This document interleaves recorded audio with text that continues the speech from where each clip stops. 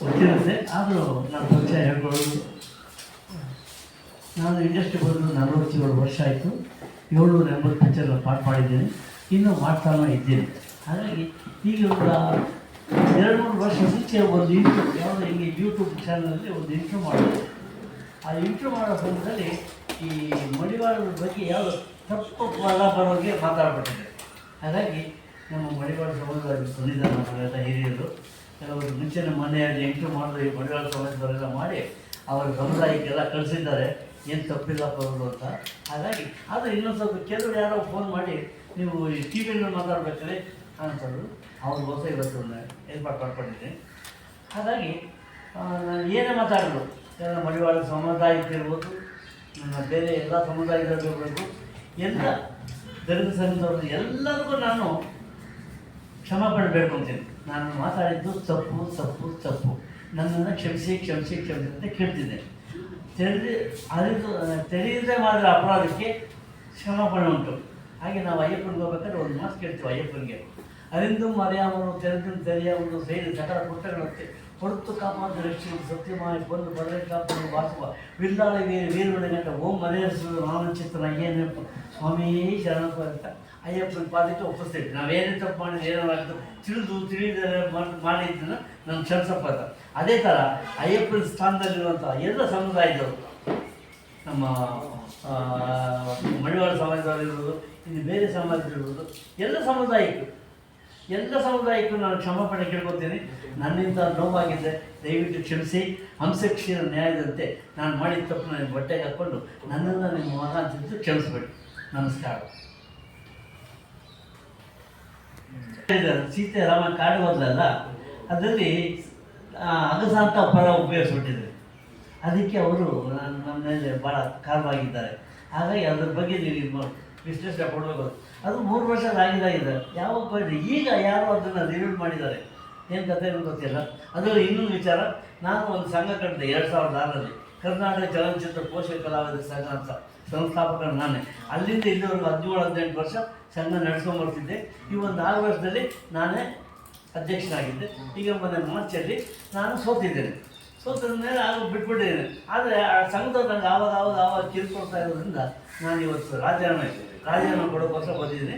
ನಿಮ್ಮ ಮುಂದೆ ಹೇಳ್ತಿದ್ದೇನೆ, ಆ ಕರ್ನಾಟಕ ಚಲನಚಿತ್ರ ಪೋಷಕ ಕಲಾವಿದರ ಸಂಘಕ್ಕೆ ನಾನು ಇನ್ನು ಮೇಲೆ ಸದಸ್ಯನಲ್ಲ, ಅದಕ್ಕೆ ಪರ್ಮನೆಂಟ್ ಶಾಶ್ವತವಾಗಿ ರಾಜೀನಾಮೆ ಕೊಡ್ತಾ ಇದ್ದೇನೆ. ಇದನ್ನು ನಿಮ್ಮ ಮುಂದೆ ಹೇಳ್ತಾ ಇದ್ದೇನೆ.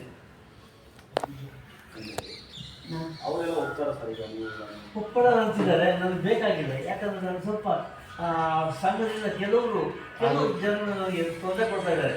ನನಗೆ ನನ್ನ ಕುಟುಂಬಕ್ಕೆ, ನನ್ನ ಹೆಂಡತಿಗೆ, ನನ್ನ ಮಕ್ಕಳಿಗೆ ಎಲ್ಲರಿಗೂ ತೊಂದರೆ ಕೊಡ್ತಾ ಇದ್ದಾರೆ. ನನ್ನ ನಂಬರ್ ಆದರೆ ಅವ್ರ್ಯಾರೋ ನಂಬರ್ ಮಾಡಿ ಅವ್ರಿಗೆ ಟಾರ್ಚರ್ ಕೊಡ್ತಾ ಇದ್ದಾರೆ. ಅವರೆಲ್ಲೋ ಶೂಟಿಂಗ್ ಇರ್ತಾರೆ, ನನ್ನ ಮಗಳೆಲ್ಲೋ ಕೆಲಸದಲ್ಲಿ ಇರ್ತಾರೆ, ಅವರು ಟಾರ್ಚರ್ ಕೊಟ್ಟು ಇವ್ರ ನಂಬರೆಲ್ಲ ಹೆಂಗೆ ಕನೆಕ್ಟ್ ಮಾಡೋದು ನನ್ನ ದೇವರಿಗೆ ಗೊತ್ತು. ನನ್ನ ಮನೆಯವ್ರಿಗೆ ನೋಡಿ, ಒಂದು ವಾರದಿಂದ ನನಗೆ ಫೋನ್ ಮಾಡ್ತಿಲ್ಲ, ನಮ್ಮ ಮನೆಯವ್ರಿಗೆ ಫೋನ್ ಮಾಡಿ ಟಾರ್ಚರ್ ಕೊಡ್ತಾ ಇದ್ದಾರೆ. ಅದೆಲ್ಲೋ ಇತ್ತು, ಹೆಂಗೆ ಬಂತು ಅಂತ ಗೊತ್ತಿಲ್ಲ. ಆದರೆ ಇದಕ್ಕೆಲ್ಲದೂ ಒಂದು ರೆಮಿಡಿ, ಒಂದು ಫುಲ್ ಸ್ಟಾಪ್ ಇಟ್ಬಿಡೋಣ ಅಂತ ಇವತ್ತು ದಿವಸ ಕೇಳ್ತಾ ಇದ್ದೀನಿ. ದಯವಿಟ್ಟು ಎಲ್ಲ ಸಮಾಜದವರು, ಎಲ್ಲ ಸಮುದಾಯದವರು ನನ್ನನ್ನು ಕ್ಷಮಿಸಿ. ಇವತ್ತು ಲಾಸ್ಟು. ಇನ್ನು ಮುಂದೆ ನಾನು ಯಾವತ್ತೂ ನಿಮ್ಮ ಬಗ್ಗೆ ಯಾರ ಬಗ್ಗೆ ನಾವು ಚಕಲ ಇರ್ತಾರ, ಅನಿವಾರ್ಯವಾಗಿ ಆಕಸ್ಮಿಕವಾಗಿ ಬಂದುಬಿಟ್ಟಿದೆ ಪರ ಹೊರತು. ಹಾಗಾಗಿ ಅದನ್ನು ಪರ ಎಷ್ಟು ತೊಂದರೆ ಕೊಡ್ತಿದೆ ಅಂದರೆ ಆವಾಗ ಮಾಡಲಿಲ್ಲ, ಈಗ ಅದನ್ನು ಎಬ್ಬರಿಸಿದ್ದಾರೆ ಯಾರೋ ಕೆಲವರು. ಇರಲಿ, ದೇವರು ಚೆನ್ನಾಗಿಟ್ಟಿರೋರನ್ನ. ನಮ್ಮನೆ ಥರ ಇದಲ್ಲದೆ ಮೊನ್ನೆ ಒಂದು ಆಕ್ಸಿಡೆಂಟ್ ಬೇರೆ ಆಗಿದೆ ನನಗೆ. ರಾಜಾಜಿನ ಅಂಡರ್ ರಾತ್ರಿ 7 ಗಂಟೆಗೆ ಸ್ಕೂಟರ್ ಬರಬೇಕಾದ್ರೆ ಯಾರೋ ಹೊಡೆದಂಗಾಯಿತು. ಏನು ಬೇಕು ಗೊತ್ತಿಲ್ಲ, ನನ್ನ ಕಡೆ ಬಿದ್ದು ಇಲ್ಲೆಲ್ಲ ತರಿಸ್ಕೊಂಡು ಕಣ್ಣೆಲ್ಲ ಆಗೋಗ್ಬಿಟ್ಟಿದೆ. ಆದರೂ ಕುಂತ್ಕೊಂಡೆ ಇವತ್ತು ಬಂದಿದ್ದೀನಿ. ಅದು ಯಾರು ಅಂತ ಗೊತ್ತಿಲ್ಲ, ಹೊರಟಾಗಿದೆ, ಪಾಸ್ ಆಗೋಗ್ಬಿಟ್ಟಿದೆ. ಪಾಸ್ಟ್ ಈಸ್ ಪಾಸ್, ಆಗಿದ್ದಾಗೋಯ್ತು, ಮುಗಿದು ಆಗಿದ್ದರೂ ತಿರುಗಿ ನೆಲೆಸಿ ಏನು ಪ್ರಯೋಜನ ಇಲ್ಲ, ಮುಗಿದೋಯ್ತು. ಲೆಟ್ ದಿ ಡೆತ್ ಪಾಸ್ ಬರೀ ಇಟ್ಸ್ ಡೆತ್, ಮುಗಿದೋಯ್ತು. ಮಣ್ಣು ಮಾಡಿಬಿಟ್ಟಿದ್ವಿ. ತಿರುಗಾದ ಮಣ್ಣು ತೆಗೆದು ಮಾಡಿ ಕೆತ್ತಿಗೆ ಮೇಲೆತ್ತಿ ಅದ್ರ ಬಗ್ಗೆ ಮಾತಾಡೋದು ಬೇಡ. ಬಟ್ ನಾನು ಬಂದಿರೋದು ಇವಾಗ ಎಲ್ಲ ಸಮುದಾಯದವ್ರಿಗೂ ನನ್ನ ಕ್ಷಮಾಪಣೆ ಕೇಳ್ಕೊಳ್ತಾಯಿದ್ದೆ. ನಂದು ತಪ್ಪಾಗಿದೆ, ಮಾತಾಡ್ಬಿಟ್ಟಿದ್ದೇನೆ, ನನ್ನನ್ನು ಕ್ಷಮಿಸಿ ಕ್ಷಮಿಸಿ ಕ್ಷಮಿಸಿ.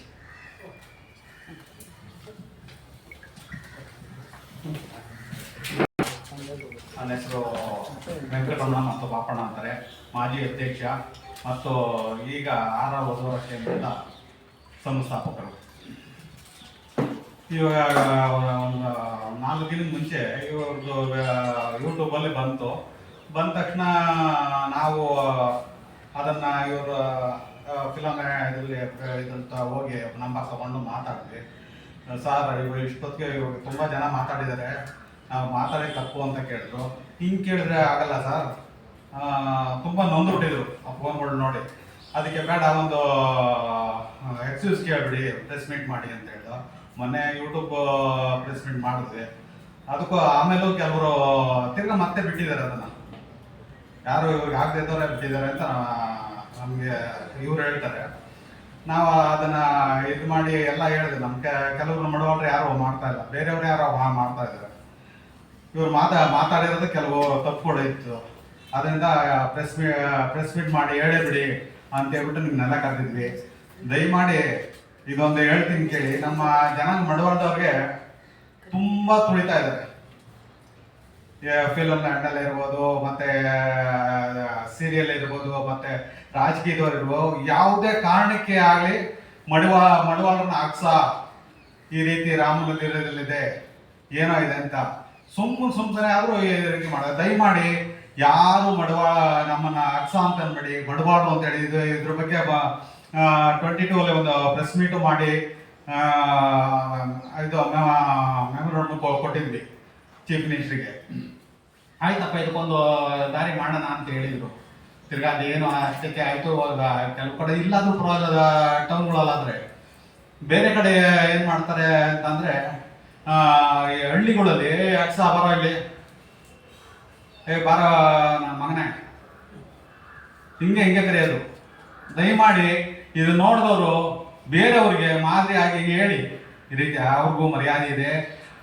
ಪಾಪ ಅಕ್ಸ ಅಂದ್ರೆ ಅವ್ರಿಗೇನು ಅವಮಾನ ಅಲ್ಲ, ಮಾತಿದವ್ರಿಗೆ ಬಸವಣ್ಣವರ ಶಿಷ್ಯನಿಗೆ ಅವಮಾನ ಮಾಡ್ದಂಗಾಗುತ್ತೆ. ಅವ್ರಿಗೂ ಒಂಥರ ಗೌರವ ಇದ್ದೇ ಇರ್ತದೆ.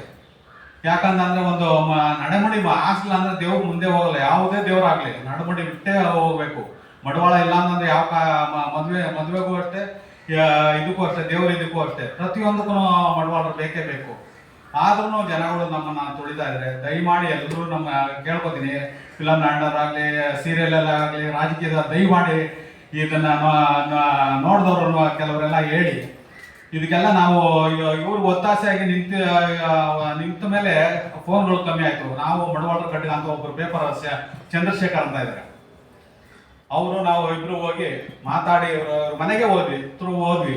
ಏನು ಭಯ ಬಿಡ, ಪಾಪ ಭಾಳ ಭಯ ಬಿದ್ದುಬಿಟ್ಟಿದ್ರು. ಅಷ್ಟೊಂದು ಫೋನ್ಗಳು ಎಲ್ಲ ಕಡೆ. ಅದು ಹಿಂಗೆ ಹೋಯ್ತು ಅಂತಾನೆ ಗೊತ್ತಿಲ್ಲ. ಆ ರೀತಿ ಹೋಗಿ ಮಾಡಿದ್ರು. ಅದಕ್ಕೆ ಸಮಾಧಾನ ಮಾಡಿದೀವಿ. ನಮ್ಮ ಜನಕ್ಕೂ ನಾವು ಮನವಿ ಮಾಡ್ತಾ ಇದೀವಿ, ಇನ್ಮೇಲೆ ಯಾರು ಫೋನ್ ಮಾಡಬೇಡಿ. ಅವ್ರು ತುಂಬ ನೊಂದಿದ್ದಾರೆ, ಅವ್ರು ಕ್ಷಮಾಪಣೆನೂ ಕೇಳಿದ್ದಾರೆ. ಇನ್ನು ಮುಂದೆ ಆ ರೀತಿ ಮಾತಾಡಲ್ಲ ಅಂತಲೂ ಹೇಳಿದ್ದಾರೆ. ಅವರು ಆ ನೋವಿಗೆ ನಾವು ನಿಜವಲ್ಲೂ ನಾವು ಅವ್ರ ಕರುಣೆ ತೋರಿಸಿ ನಾವು ನಿಜವಲ್ಲೂ ಒಂದು ಕಲಾವಿದರಾದರೆ ಅವ್ರಿಗೆ ನಾವು ಚಿರಋಣಿ ಆಗಿರ್ತೀವಿ. ದಯಮಾಡಿ ಇನ್ನು ಮುಂದೆ ಯಾರು ಫೋನ್ ಮಾಡಬೇಡಿ ಅಂತ ಕೇಳ್ಕೊಂಡು ನಾನು ಜೈ ಹಿಂದ್. ಎಲ್ಲರಿಗೂ ನಮಸ್ಕಾರ. ಇವತ್ತಿನ ದಿವಸ ಬಂದಿದ್ದಂತೆ ಎಲ್ಲ ನನ್ನ ಮಾಧ್ಯಮ ಮಿತ್ರರಿಗೆ ಅನಂತ ಧನ್ಯವಾದಗಳು. ನಮ್ಮ ಕರೆಗೆ ಒಗ್ಗಟ್ಟು ಬಂದಿದ್ದೀರ, ನಿಮ್ಮೆಲ್ಲರಿಗೂ ಅನಂತ ಧನ್ಯವಾದಗಳು. ಮತ್ತೊಮ್ಮೆ ಮೊದಲೊಮ್ಮೆ ಹೇಳ್ತೇನೆ, ಎಲ್ಲ ಸಮುದಾಯದವ್ರಿಗೂ ನನ್ನಿಂದ ಬೇಸರ ಆಗಿದ್ದಾರೆ. ಹಾಗಾಗಿ ನಾನು ತಪ್ಪು ಮಾತಾಡ್ಬಿಟ್ಟಿದ್ದೀನಿ. ಇನ್ನೊಂದು ಸತಿ ಕೇಳ್ಬೋದೇ, ನನ್ನನ್ನು ದಯವಿಟ್ಟು ಕ್ಷಮಿಸಬೇಡಿ. ನಮಸ್ಕಾರ.